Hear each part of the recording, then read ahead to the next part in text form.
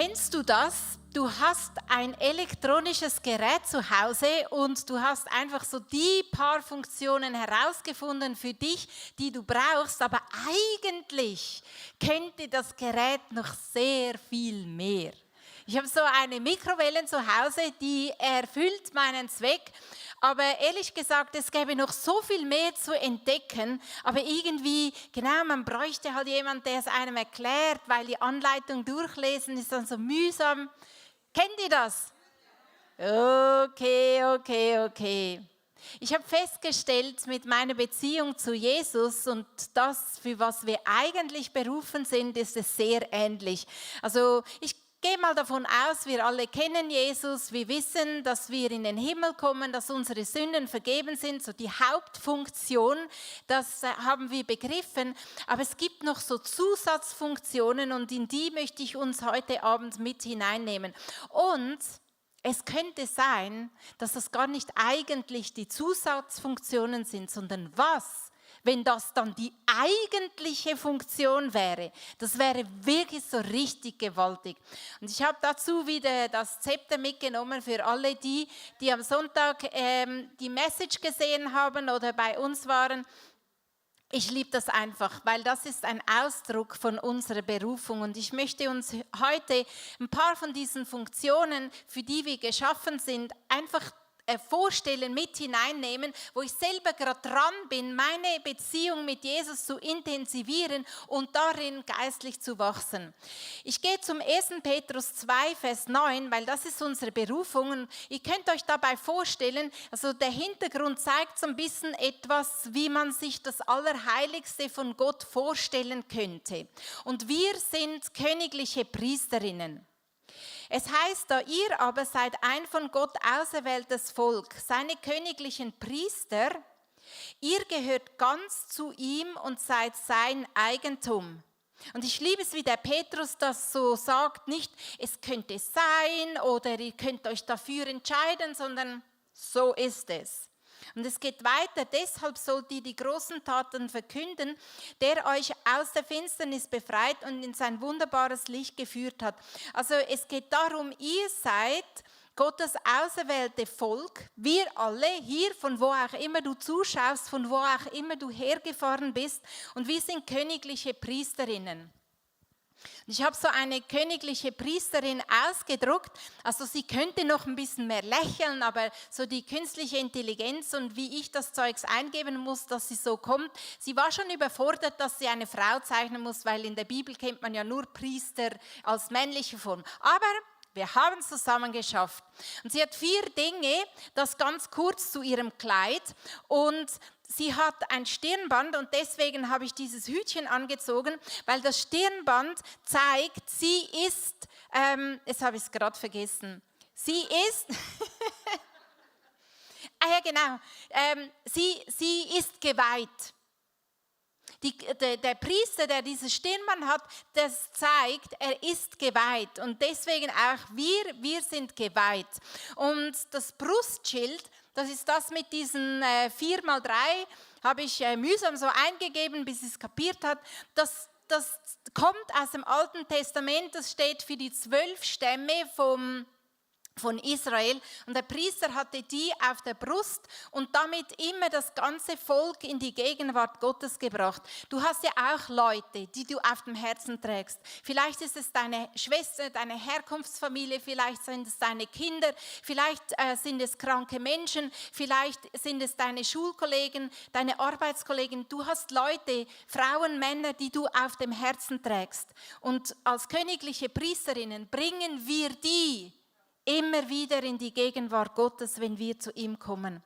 Und dann gibt es noch den Gürtel und das heißt, also der schöne Gürtel, das heißt, sie ist bereit zum Dienen.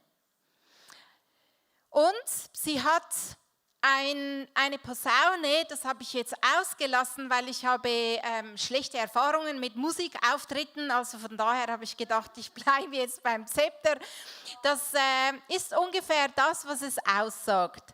Das ist heute für uns im übertragenen Sinn das Wort Gottes, das wir haben und mit dem wir Dinge in der sichtbaren und unsichtbaren Welt verändern können. Also so viel zum Dresscode von uns.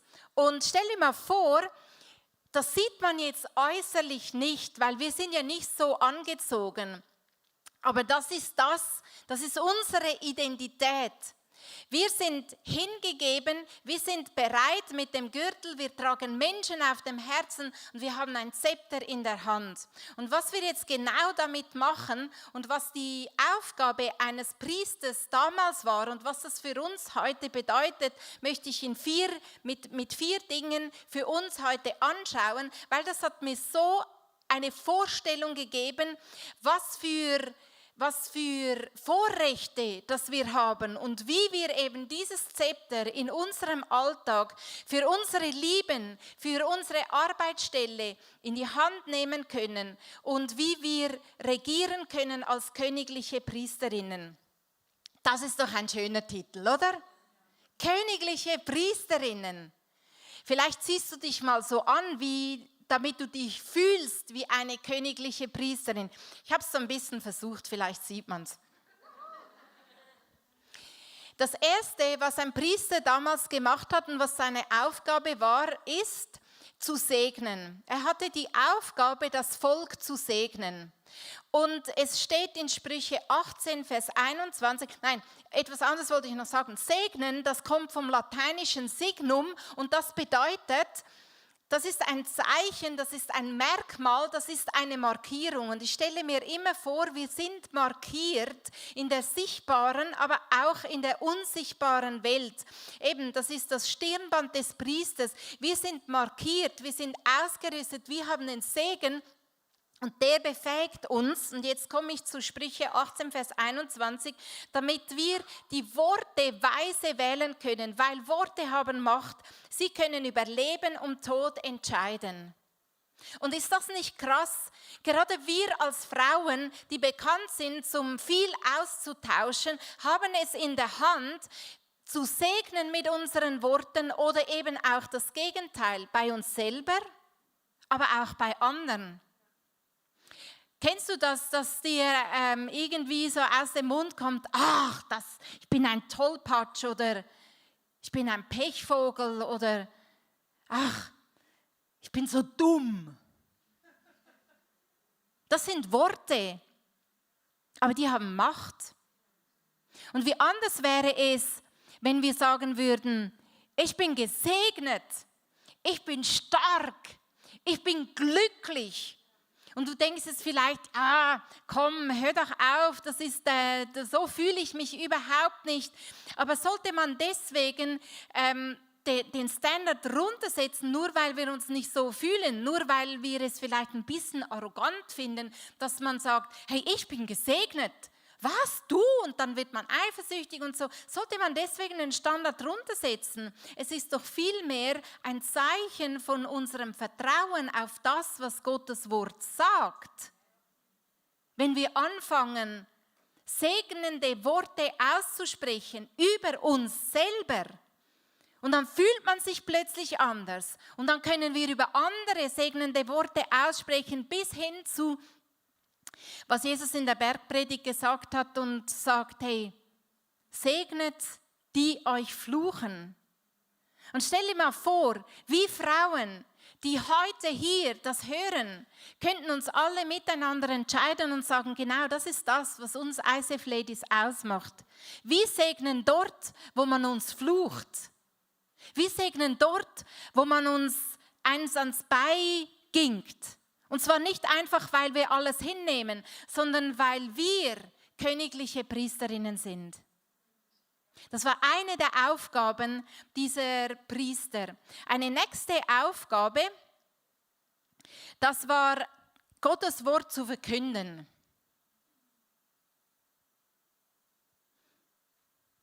Weißt du, wie das geht?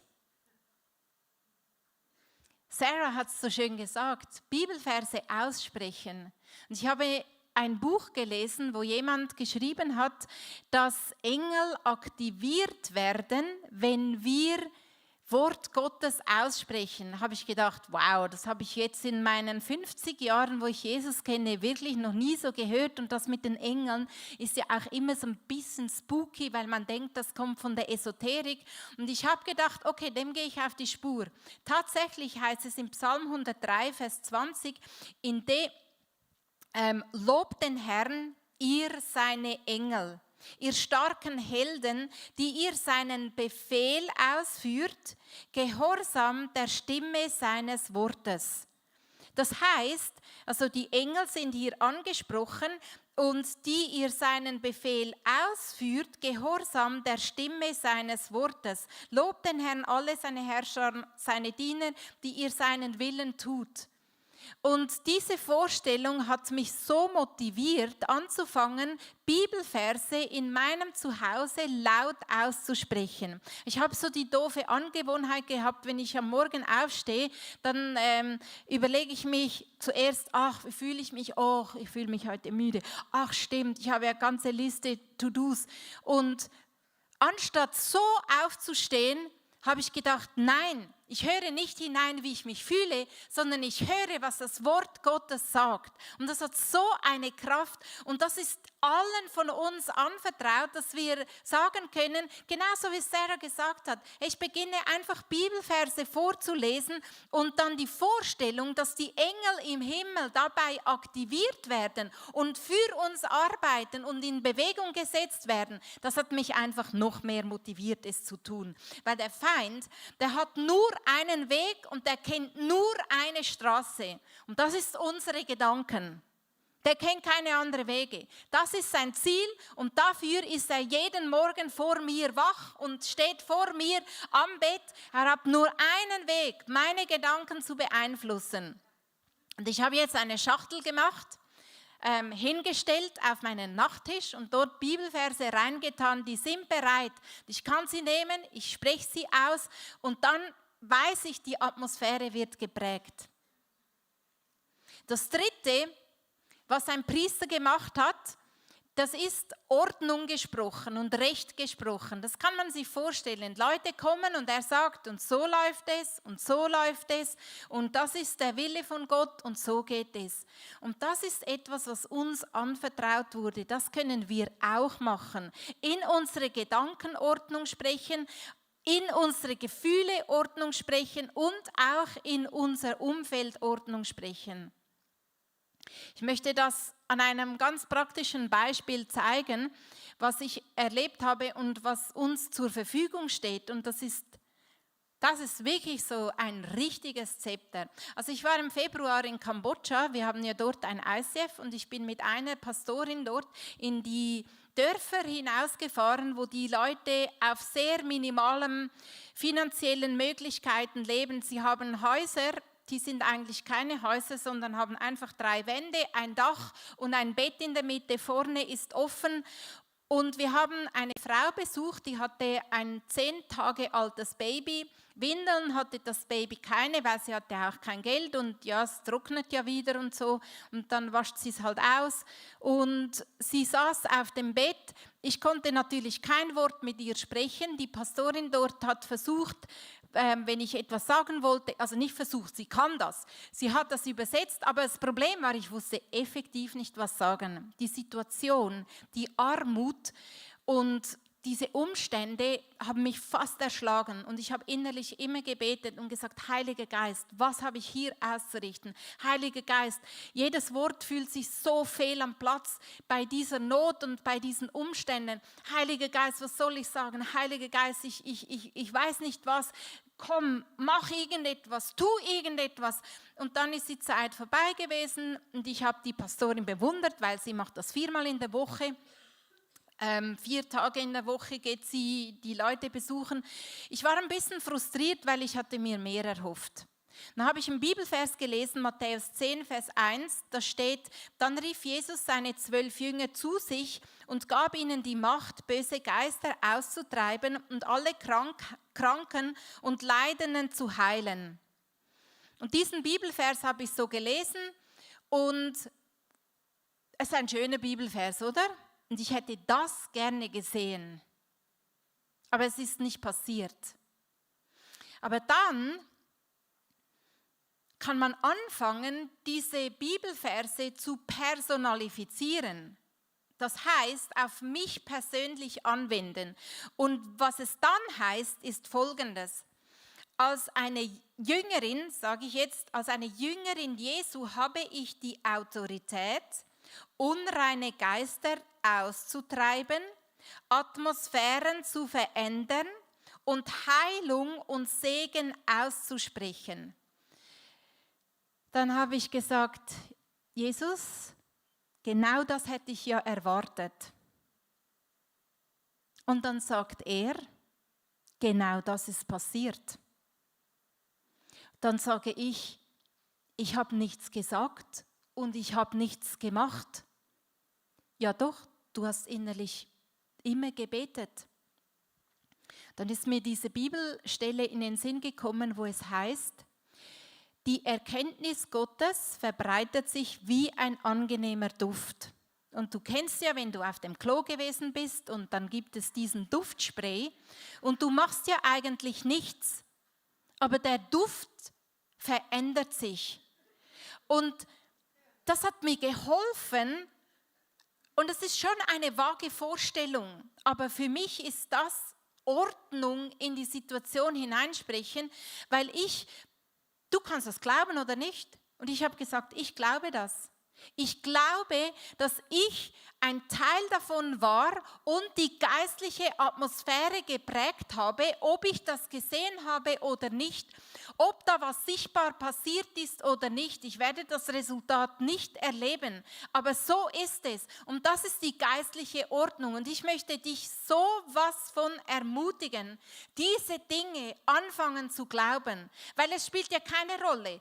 Es ändert in dem Sinne nichts, ob ich das glaube oder nicht, weil Gott macht das. Also fällt es mir einfacher, es zu glauben, weil es intensiviert meine Beziehung und es mit Jesus und es lässt mich geistlich wachsen, weil ich denke, okay, lass uns jetzt mal überlegen, also wenn du da so viel machen kannst, nur weil ich da war und mit dir in Verbindung war und das Licht da hineingebracht habe, was machst denn du sonst noch alles? Dann wird plötzlich so eine Zusatzfunktion zu einer Hauptfunktion.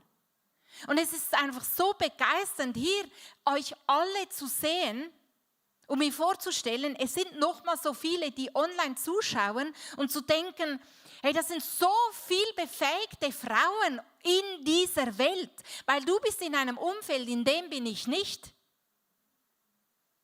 Du hast einen Zugang zu Menschen, zu denen habe ich keinen Zugang. Und wir sind königliche Priesterinnen. Und dazu bestimmt, die geistliche Atmosphäre zu prägen. Das heißt, die unsichtbare Welt zu prägen. Und das muss man nicht fühlen. Das muss man wissen. Und das steht in der Bibel. Und entweder tun wir jetzt einfach das Ganze, was gesagt ist, ein bisschen tiefer nach unten. Also die Messlatte ist schon ein bisschen hoch, da komme ich nicht hin, also mache ich es ein bisschen nach unten. Oder wir vergrößern unseren Glauben, indem dass wir es immer und immer wieder ausprobieren. Und weißt du, es ist so schön, mit Jesus ins Gespräch zu kommen, über diesen Bibelvers und zu sagen, ich habe es nicht so erlebt. Das wäre schön gewesen. Das wäre genau das, was ich mir gewünscht hätte. Ich hätte es sehen wollen. Wir leben nicht von dem, was wir sehen, sondern wir leben von dem, was wir glauben und was die Bibel uns sagt.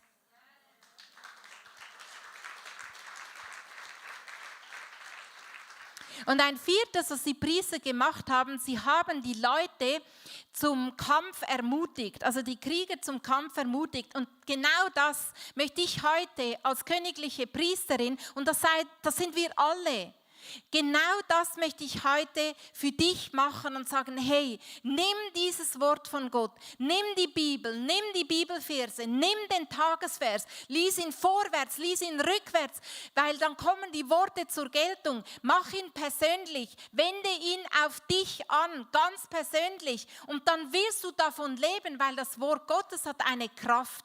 Es heißt, dass das Wort Gottes ist wie ein Same, der in unser Herz fällt, und ein Same hat so, also wenn man an Sonnenblumenkerne denkt, hat so die Eigenschaft, dass daraus ja eine Blume wächst, die dann noch viel mehr Samen in der Sonnenblumenmitte enthält. Und genauso ist das Wort Gottes. Ich habe es erlebt. Es geht auf wie ein Hefeteig und überfließen wird immer größer und es wird immer mehr. Wenn du es anfängst auszusprechen, fällt es in dein Herz. Es beginnt deine Gedanken zu prägen. Es beginnt deinen Alltag zu leiten. Beginn es einfach mal mit einem Vers.